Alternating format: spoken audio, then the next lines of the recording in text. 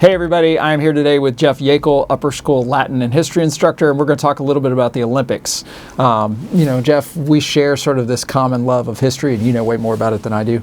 But I know that you've dug in quite a bit over the years into the Olympics, and so talk to us a little bit about how you've woven that into your classes lately. Yeah, so we'll have a elective specifically studying ancient Greek history called Ancient Greek Civilization Honors, and then also in the 9th grade world history class we go through lots of world civilizations and get to touch on ancient Greece.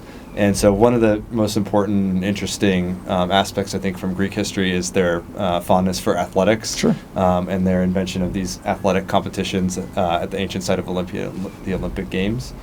I tried to. So recently, I got an Ottenstrauer grant a couple of years ago, and I was actually able to travel to the site of Olympia, and also to Nemea, Delphi, Corinth, which were the other four, ancient athletic touring sites that these athletes visited and competed in every 4 years. Awesome. And so I was able to work video clips from that into the lessons for 9th grade in the Greek Civ class.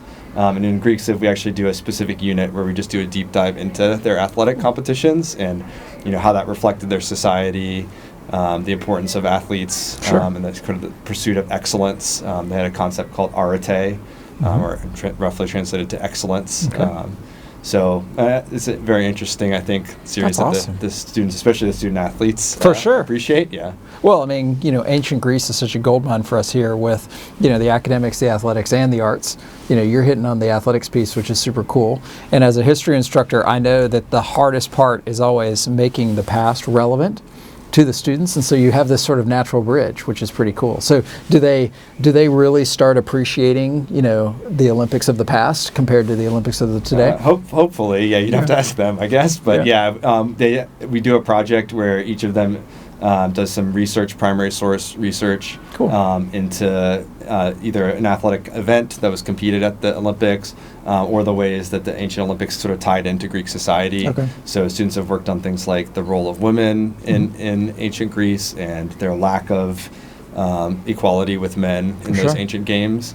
And some have done things like the prizes or the value that the athletes themselves earn, the fame that they earn. Sure. In their city-states. Yeah, true celebrities back then. Right. Well, and also I think it's fascinating probably from the student perspective to see how the games have changed. The competitions that they had then are not exactly the carryover to the competitions we have today. Correct, yeah, especially in something like the Winter Olympics that Sure. we just had, right, which is, would have been completely foreign to the ancient Greeks. Yes, exactly. Shaun White in a snowboard. Right, yeah, they didn't have a half pipe in ancient Olympia. That's Even true. though there's mountains in Greece. But That's true. Yeah. Well, But yeah, their events were more, track and field. The original event was a 200-meter dash. okay. And And there was wrestling, right? combat sports like wrestling, boxing. Combat sports. Yeah. There's like an MMA kind of fighting. There you go. No holds barred. That'll get some of the kids' attention, I'm sure. Right. Yeah, that's a popular one for them to research. Well, this is awesome for this year. Any plans for next year?